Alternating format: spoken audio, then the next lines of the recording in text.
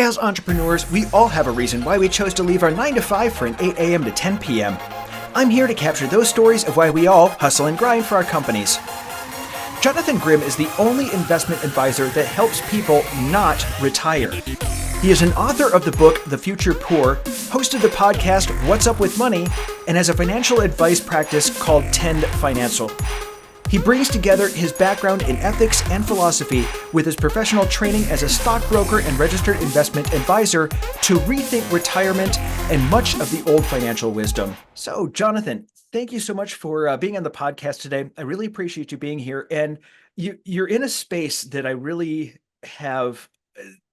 I have this sort of love for, and that is you're talking about what the new world is going to look like as far as like retirees. I think we all see it coming, that this is going to be really, really different than even our parents' retirements. And if we get a retirement, we were talking earlier about how as entrepreneurs, I don't think, what is this thing we call retirement? I'm not sure what that is because I don't think I'm ever going to get there.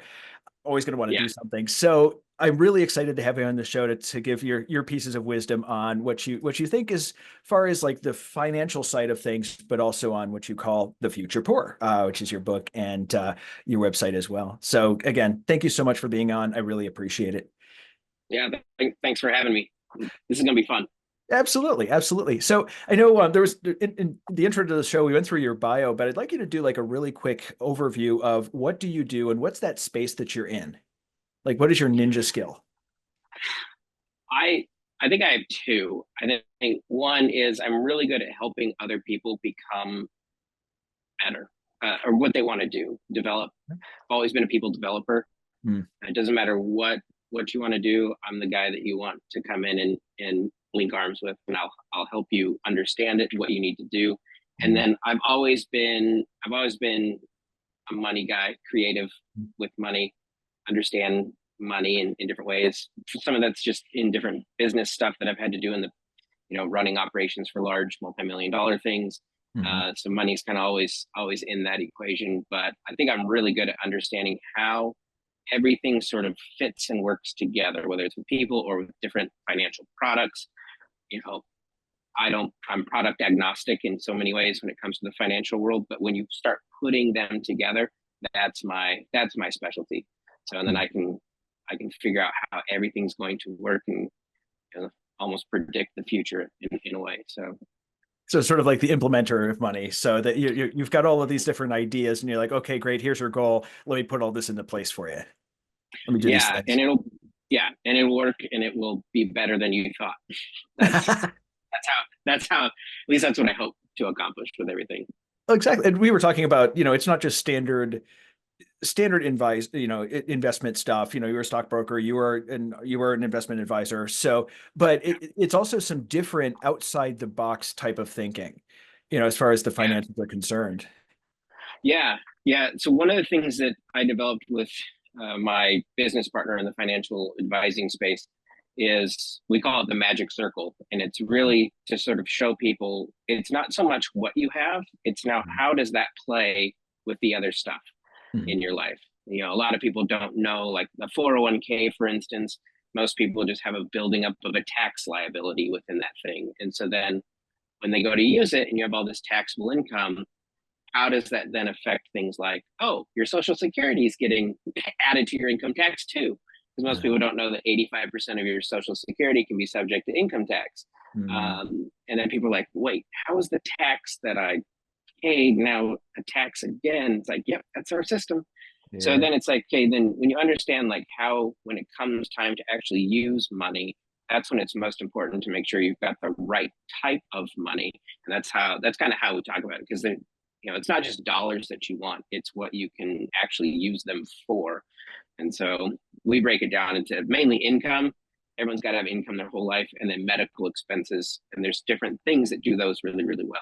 And then there's different ways that money grows.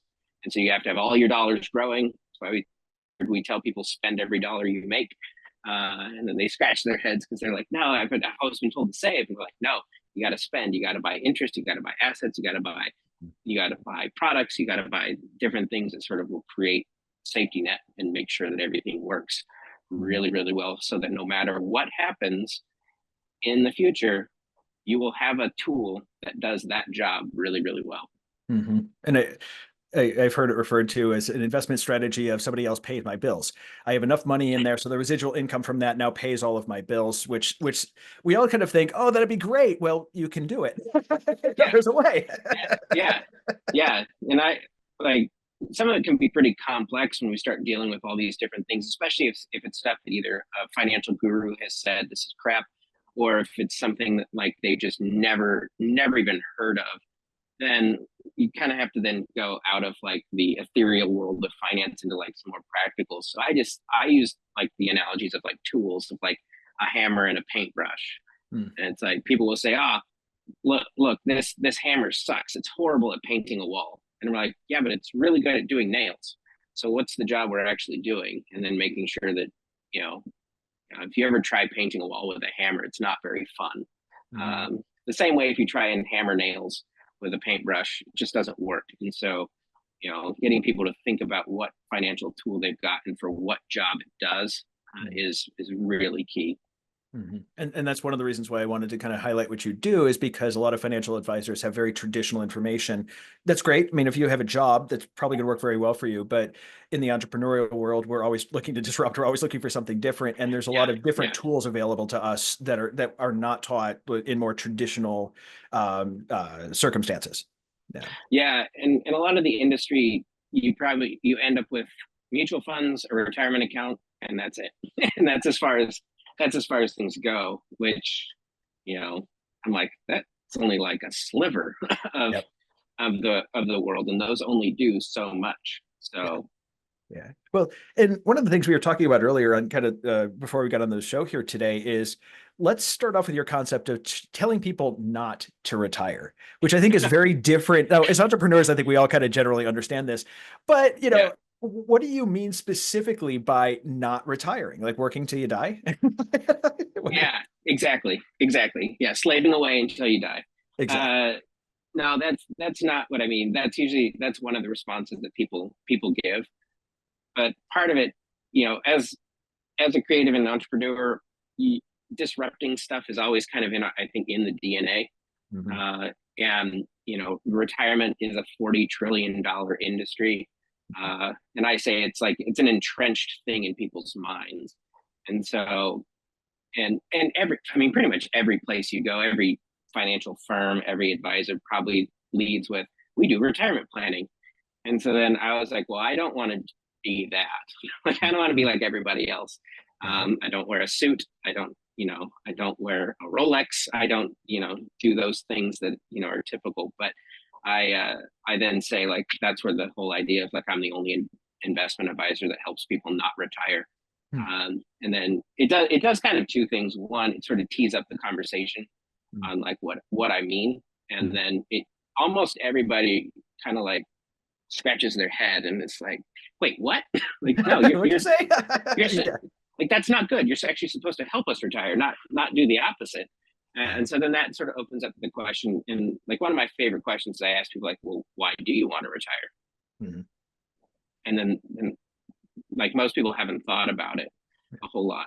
Like even like recent census data showed that like 50% of the people that retired, the only reason they did it was because they just turned 65.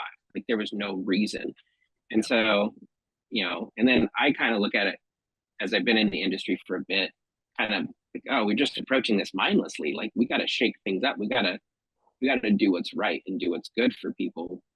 And then, so in the not retirement idea, there's sort of a couple things. One, I think it's actually really, really hard to retire now and to help people that are, 40 or 50 years old, even 30-year-olds, to figure out what that future is even going to look like and how expensive it's going to be. And then even how long it's going to be, because life expectancy just keeps creeping up and up. So I think that's one big thing of why I think it's more of a challenge than ever before. And then the second thing is, I was mentioning to you just the health implications of retirement are almost all negative. And so, but retirees tend to present with higher anxiety. They, most report being lonely. And then those things sort of transition into an increase in anxiety in retirees, which then there's also like a fast tracking of things like Alzheimer's and dementia with retirement. And then you add with that, like a sedentary life. And I think it's something like people over the age of 70 now spend a fourth of the day watching television. Mhm. Um, and so you put all that together and you're like, is that really the goal? like, Yeah. is that really like, is that good? Like, is it like ethically good that we try and put people in that spot? And that's where I kind of started going like, oh, I don't know if I can do that, like in my conscience, as well as like as a fiduciary, like looking at like financial things and going, oh, I think you having a life where you end up having very little income and almost like an impoverished future, I Mhm. don't think I can do that for you either. And I don't. And then the last thing I was like, I think it's a little bit of like a house of cards situation with retirement. That I think in the next 20 years or so, a lot of people are going to be approaching retirement and then they're going to go sit with their advisor or their financial professional or their CP, their CFP or whatever it is. And then that person's going to be like, well, you actually don't have enough money to do it. And then I never wanted to be in that situation where essentially the work I did didn't work. So Yeah. because I'm like, what are clients and things going to do when they come to their advisor and their advisor's like, you can't retire. And they're going to be like, well, what did you do? Like, you were supposed to make that happen. Like, well, sorry, didn't work. Mhm. So that's sort of where I kind of see that whole landscape, which sort of led me to going the direction of the not retirement Mhm. route.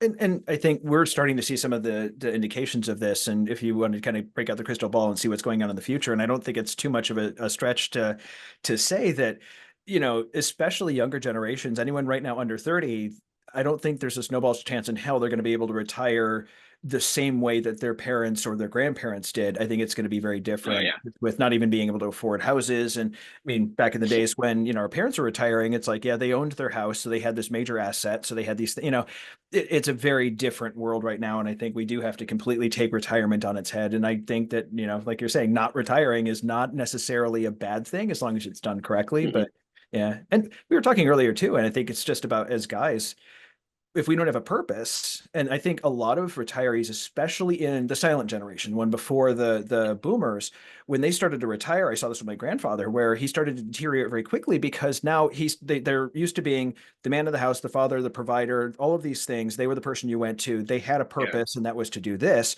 As soon as they lost that purpose in retirement, it had significant health effects. Yeah. Yeah.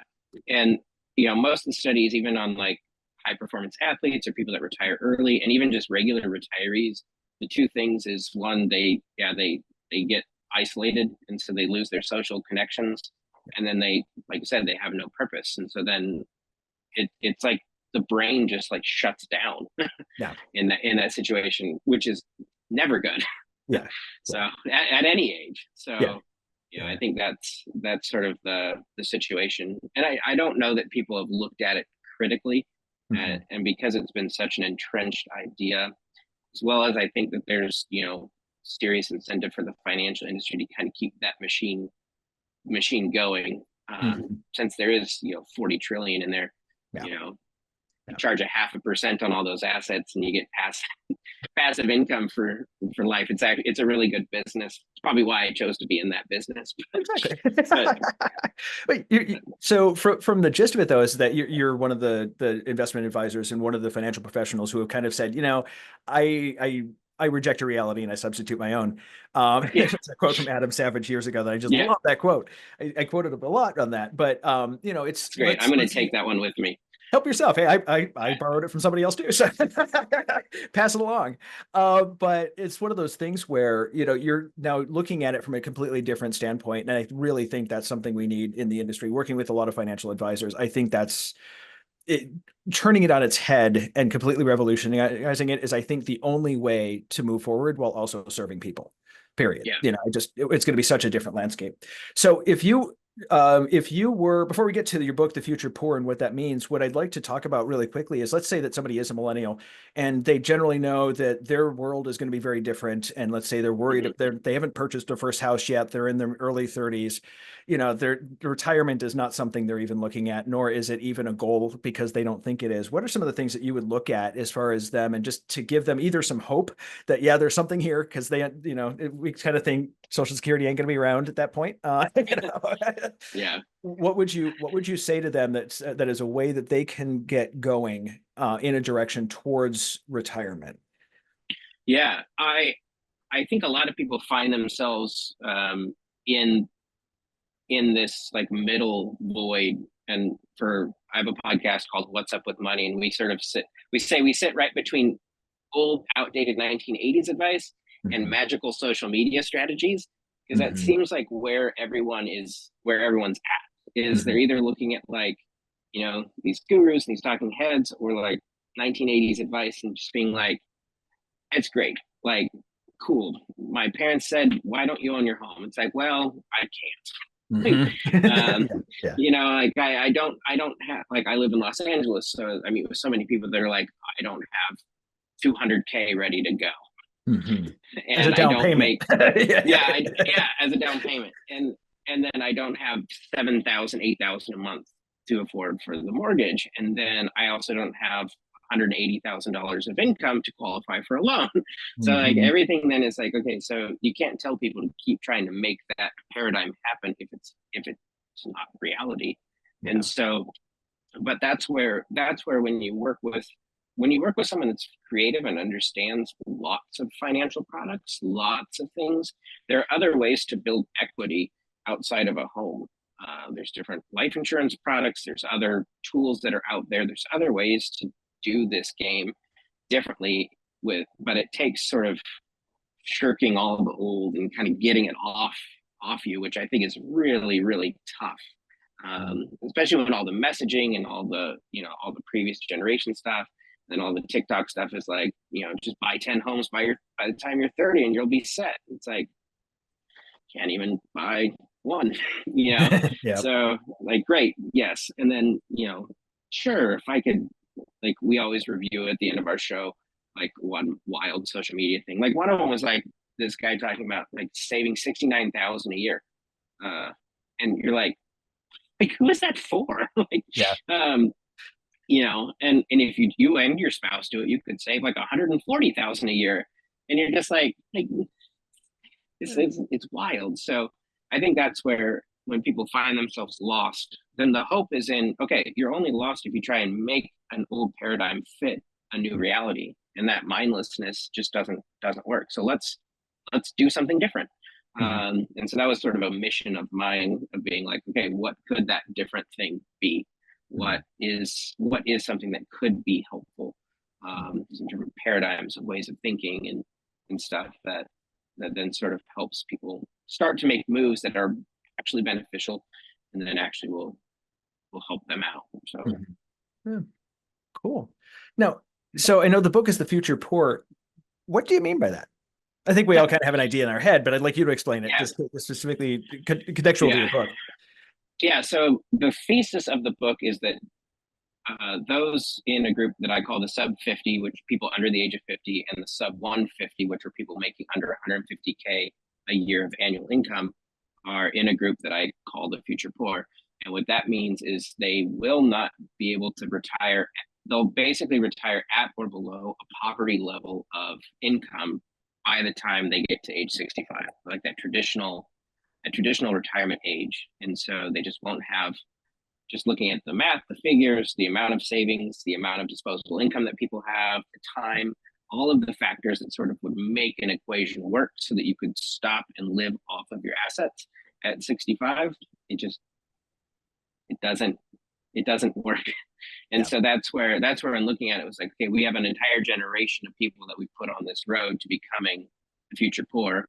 Mhm. And then looking at the answers, most of it's just telling people, well, you just got to save more, or you just got yourself in this situation. It's like, no, there's a whole lot more going on here.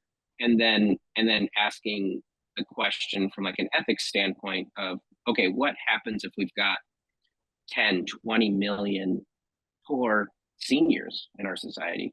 And then that's terrifying.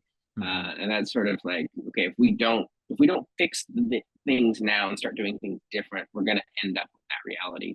because we're people in that sub 50 group. There's like this weird population bubble where there's less people behind us, and so we'll sort of end up filling this large gap where about 25% of the population by 2040 is going to be over 65. And so that's it. And then if most of them are poor, then I I don't, I don't know what we do. So if we just keep trying to run the same game. So and I think a lot of us can see that happening, and we understand that this is a reality unless there's something happens. And so as far as preventing the future poor or helping the future poor, what have you seen work, or what do you think is going to work, or what in your opinion is going to be the best way to do it, other than just raising taxes, which I doubt is going to make any difference? Yeah, well, and that's sort of the weird thing is like a lot of the solutions are still trying to make the old thing work. Yeah. And I think that's where like I'm really excited like for entrepreneurs, because they're the people that they question and then go like, this doesn't work. Like what does? And so and most entrepreneurs aren't sitting in the space of just trying to reinvent the wheel, or just keep trying to make the same old thing work. And so I think I'm pretty hopeful and excited that I think as people start to get their heads around what's really going on, that they'll start doing things different. I think that there's people like me that are advising in different ways and sort of scrapping that traditional retirement sense of and then helping people see it for what it is and plan different. And I think we're trying to help people plan for their whole life, which I think a lot of times, I think in the industry, we tend to plan for people to 65. And not plan for all of their life, as well as what happens after, for the next generation and things like that. And so, and I think one of the things that excites me too is I talk a lot in my book about what I call pooled resources. That you see what happens with the poor is they pool their resources to survive, and then what's odd is the rich do it as well. The rich pool resources like mad. And it's why a lot of wealthy people utilize large life insurance companies for all kinds of stuff, because those pooled resources are gold. And more benefit can be had if everyone works together. And then that's sort of the underlying foundation of a lot of what we do. And I tell people we already do it in so many ways. Pooled resources are taxes, health insurance, car insurance. These are all things that you get a financial benefit by pooling together. And the worst people at doing this are the middle class. Yes. So the middle class are running an individual game that just doesn't work. And so so then trying to like shift some of that thinking. And so for me it was sort of setting up, okay, let's start shaking up some of the thinking. Let's start implementing some new strategies. And what's odd is some of them are like really, really old, hundreds of years old, things that predate the stock market and things, that then you're like, okay, why have these things worked for centuries? Why do people keep doing them? And so when you put all of that together, then I think it starts to create a different equation that then sort of sets people free from the paradigm of retirement at 65 and free from maybe some of the traditional planning methods. And then, when they start seeing some traction, seeing some things actually work, then they get really excited. So, and then it gives kind of a different vision for what the future could be. So nice. Awesome, man. Well, we're getting towards the end of things. I do have one question I want to ask, and I ask this with everyone. This is sort of the give back of the podcast. What is one book or podcast that has had a major impact on your life? Yeah, for the past couple of years, the book that has, I think, really shaped everything that I'm doing in a financial planning perspective is the book Moneyball by Michael Lewis. Moneyball, The Art of Winning an Unfair Game. It was made, most people have probably seen the movie with Brad Pitt and Jonah Hill. It's one of my favorites, but that book to me is the greatest parallel to the financial life of the middle class over the same time period of Major League Baseball. The 80s Oakland A's were dominant, and they ended up having the highest payroll. And a few years later, they were the poor team because the game changed. And so that's where, for a lot of people, it's how do you play the game different? And if you play, everyone keeps telling you, like, baseball, the old baseball men. It's one of my favorite lines in the whole thing. I was talking about the old baseball men, which I always think of like the old financial advisor men in their suits, but they have a way of doing baseball. And but then when you look at it, you go, well, there are rich teams and there are poor teams. And how do poor teams play the same game?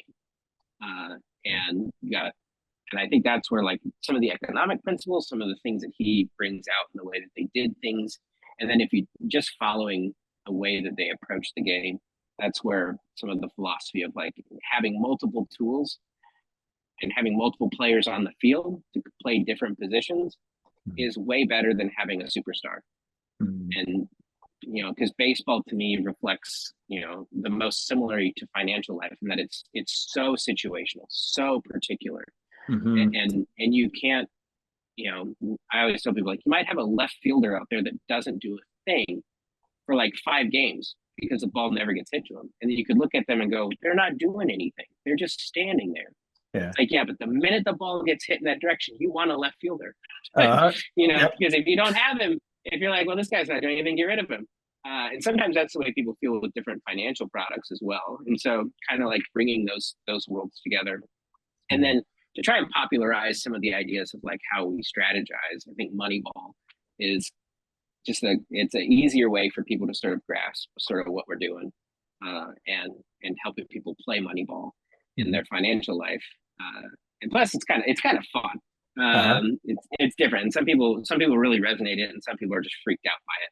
So, but I believe it works, and I believe it, and I owe Michael Lewis a ton of credit for the way he articulated things in that book, because it opened my eyes and sort of, I think, really showed me the path forward, as well as, like, the freedom to pursue it against, up against the grain of the way everyone else does things.